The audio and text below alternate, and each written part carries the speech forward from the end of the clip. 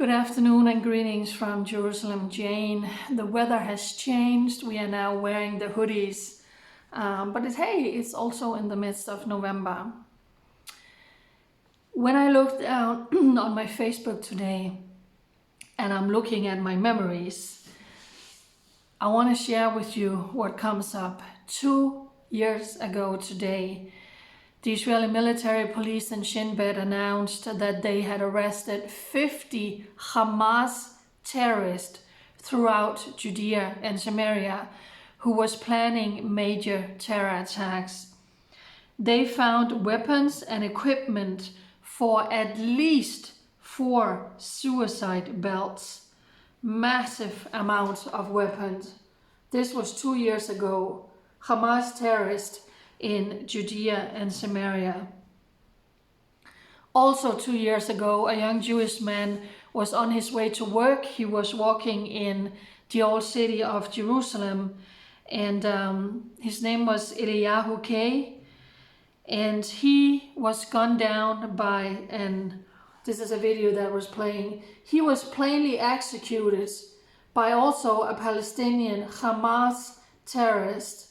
Simply walking, this is him, simply walking on his way to work. He was supposed to get married later that year, brutally murdered, executed. 3 years ago, I'm sharing how rockets were flying in from Gaza, trying to murder Israeli civilians. 6 years ago, I was sharing about rocket attacks on the Golan Heights. And 8 years ago, we were in a horrendous terror wave. Here is a long list of people who were murdered. 21 in a short amount of time. 21 was murdered, and listen to this. A total of 182 people were injured in car ramming, stabbing, shooting attacks.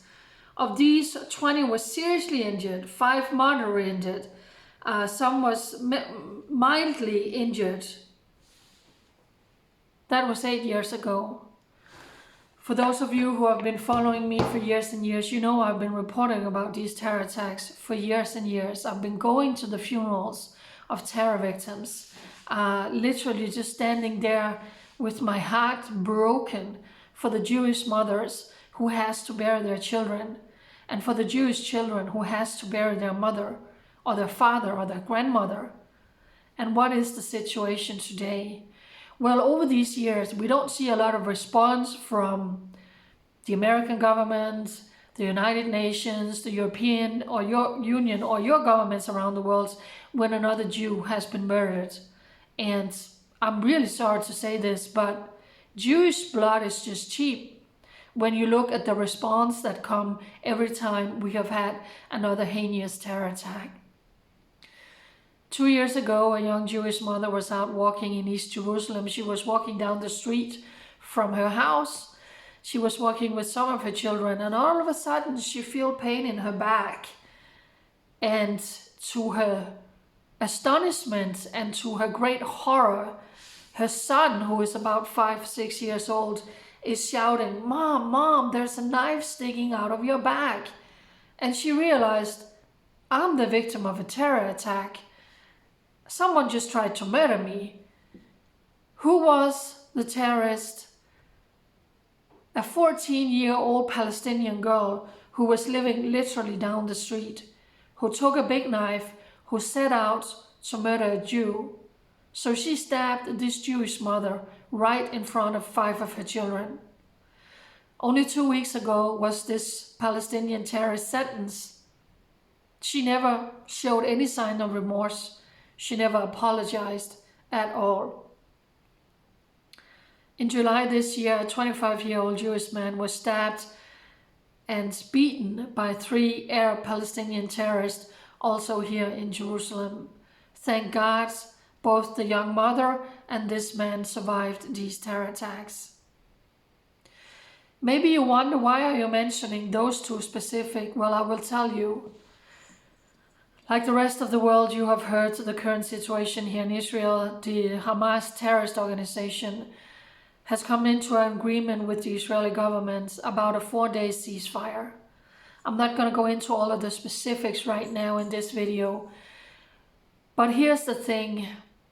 All of a sudden, Jewish blood is value because 50 Israeli hostages is going to be released. Is that because Hamas all of a sudden has a moral compass saying, we murdered 1,200 people.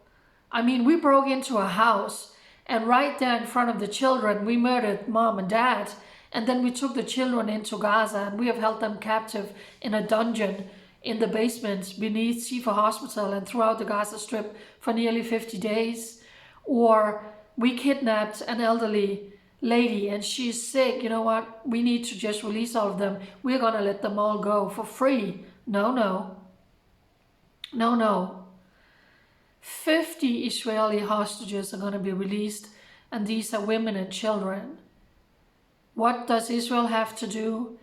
Israel has to get 50, but release 150 Arab prisoners out of Israeli jails. Right now, it's 50 for 150. But the hope is that they can negotiate more hostages in the Gaza Strip to be released. And of course, then Israel will also have to release more prisoners out of Israeli prisons. Israel made a list of 300 prisoners that could be released in these deals. On that list is that female Palestinian terrorist who stabbed the Jewish mother in her back, tried to murder her in front of her children. She could be released.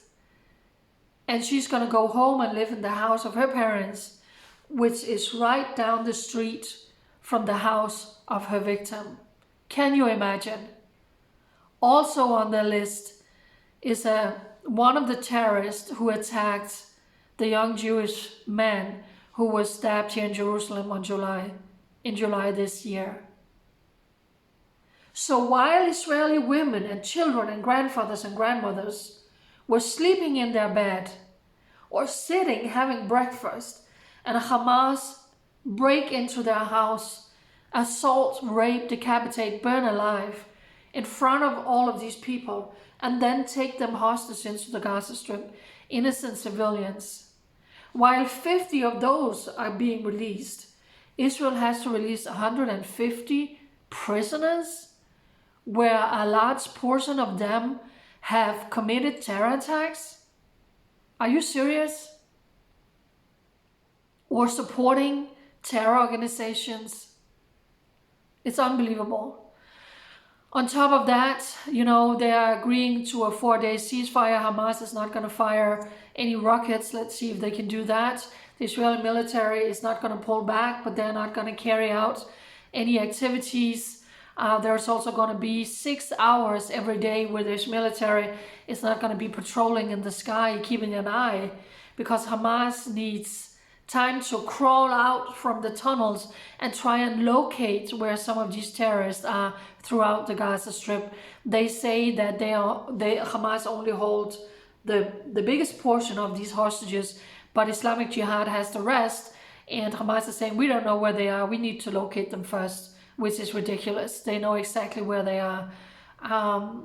So that's the situation as of tomorrow morning. If everything goes according to plan, the Israeli government approved a 4-day ceasefire for first 10 hostages, the next day 10 hostages, and 10 hostages, and Israel is going to release a much larger number.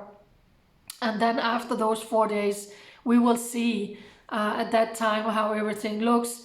They just said now on Israeli TV that Israel has said, we are max gonna agree to 10 days in total, a 10-day ceasefire.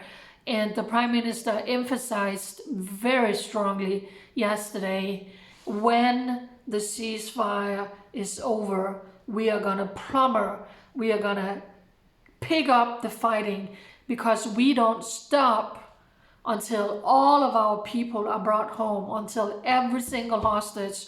And remember, there are still people from France, from Argentina, from around the world. Denmark, Americans held hostage inside the Gaza Strip. So Israel is saying we are going to continue pressuring Hamas, taking out terrorists, their infrastructure. We are going to eradicate Hamas. We are not going to stop until they are gone. And we have completely destroyed their infrastructure. We are not going to have this threat living on our doorstep, which Israel has had for nearly 20 years. Israel has bombed 400 tunnels and tunnels opening, tunnel shafts throughout the Gaza Strip. Israel has eliminated thousands of Hamas terrorists, while at the same time Israel is doing the best to prevent civilian casualties. Israel is still telling people, evacuate. We are giving you free times of passage. During this hour, it will be safe for you to evacuate. Israel is bringing in food, incubators. Israel is doing what Israel shouldn't even be doing, because this is not Israel's job. Israel is at war. But Israel is taking care of the civilians inside the Gaza Strip because Israel is at war with Hamas. So again, a ceasefire is going to come into effect tomorrow for 4 days. 50 innocent Israeli women and children are going to be exchanged for 150 prisoners, some of them committing terror attacks against Israelis. They are going to be released and go home to wherever they came from. Fighting is going to be pulled back for 4 days, and then we'll see if they're going to extend this ceasefire. There are people in this country who is saying this is a good thing. You know, the price is going to be high because now Israel has shown they're willing to negotiate. So I think it was Hamas, Islamic Jihad, that was out saying, you know what, we are going to continue to pressure Israel and negotiate with hostages until all of our brothers and sisters are released from the Israeli prisons, which is not going to happen. Israel has learned from the mistake of previous exchange of terrorists. So some people here are saying the price is too high. This is wrong. This is not right. We should not pull back right now. Who is gaining from this ceasefire? Hamas. Hamas is gaining because they are pressured down to, I mean, they need to, they're going to regroup now. They're going to move around in the Gaza Strip. They're going to move rockets. They're going to move weapons. This is a good thing for them because they are so pressured. So there are people who is very much against this. Then there are people saying that the price is high, but whatever it takes, we need to bring back these hostages. So, you know, families of the hostages, you know, are sitting now. Is it going to be my wife coming home? Is it going to be my children coming home? So time will tell. So that was the latest update here, sitting at my kitchen table. Please pray for Israel for such a time as this. Pray for all the hostages. I can't imagine the horror. Where are all the children's organizations around the world? Where are the women organizations, the Me Too organizations for all the Israeli women, children, and also children and young teenagers who were savagely raped by Hamas? Where are all the women organizations? Where is Michelle Obama and all of them that was out, Me Too and Me Too? Well, these are Jews, so we are not speaking too loud. Shame, shame, shame on you. And where is the Red Cross who, we are doing everything we can? No, you're not. They haven't been inside the Gaza Strip checking on all of these hostages. So that was a condition from the Israeli government saying, when these prisoners, when our hostages has been released, we demand that the Red Cross is being given access to go in and examine all the rest of the hostages. So that is actually part of this deal that was just made. So as always, I'm doing my best to keep you updated. Please pray for Israel, the hostages, the government who has to make the decisions, and especially for all the men and women in uniform who is fighting inside the Gaza Strip. I also want to say this ceasefire applies to the northern border, with Hezbollah is going to agree not to fire at Israel, which they do every day. So time will tell how all of this is playing out beginning tomorrow morning and then moving forward for 4 days. And then we're going to see if they're going to extend this ceasefire and more hostages are going to come home to Israel. Bye.